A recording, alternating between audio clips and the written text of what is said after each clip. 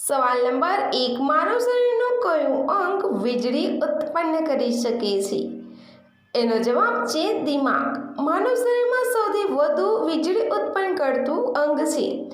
જ્યારે આપણે જાગતા હોઈએ છીએ ત્યારે દિમાગ લગભગ 12 થી 25 વોલ્ટ વિદ્યુત શક્તિ ઉત્પન્ન કરે છે.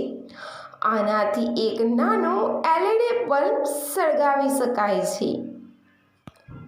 સવાલ નંબર 2, ફળો ખાવાનો યોગ્ય સમય કયો છે?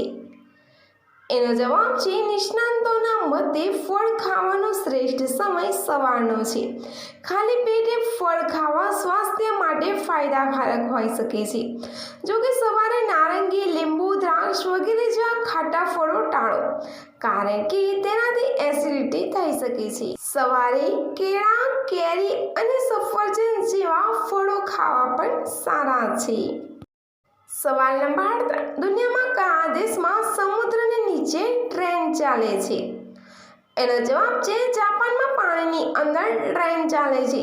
વિશ્વની સૌથી ઝડપી પાણીની અંદર ચાલવાવાળી ટ્રેન હાયાબુસા બુલેટ ટ્રેન છે.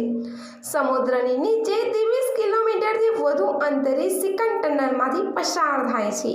સવાલ નંબર 4, ભારતનું રાષ્ટ્રીય જળચર પ્રાણી કયું છે?